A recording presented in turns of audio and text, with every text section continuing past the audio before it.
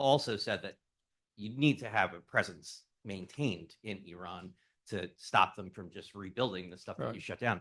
But that aside, is that your understanding that Israel's not capable of doing it without us, and that's probably the root of Netanyahu's obsession with luring us into it?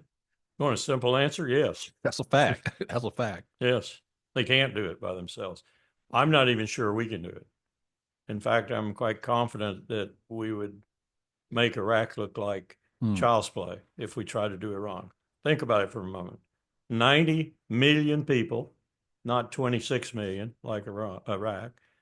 They're very homogeneous. 51% of them are Persian. And even the Azeris and the Baluchs and others who from time to time on the border areas give them a problem, if we were to attack, would solidify and come together with them. So you'd have 90 million people. I have war planned for meeting the Russians in Iran. You may remember the Russians came down in Afghanistan when they had their little foray into Afghanistan. And I was a war planner at the time, and we thought the Russians were going to keep going. We didn't think they could possibly be interested in Afghanistan. We thought they were making a move, which was very Russian.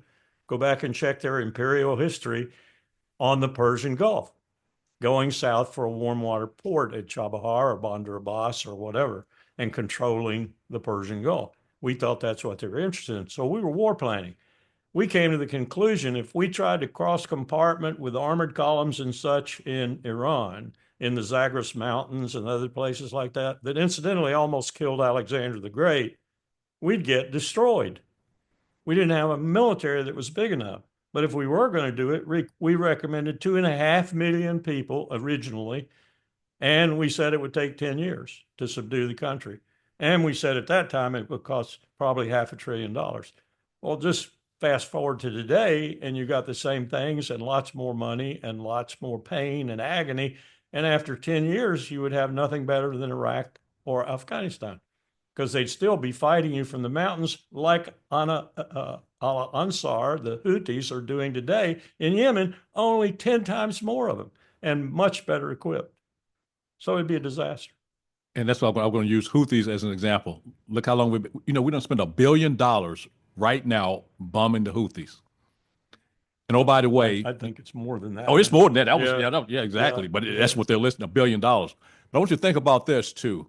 When we talk about Iraq, when I said 4,500 were killed, it'll take an invasion, as you said. You just can't bomb yourself, away from this. It'll take, they're in the mountains, embedded. In fact, they've showcased that, open source. They've showcased that. But think about this for a moment. You think about the Houthis, you think about Iraq.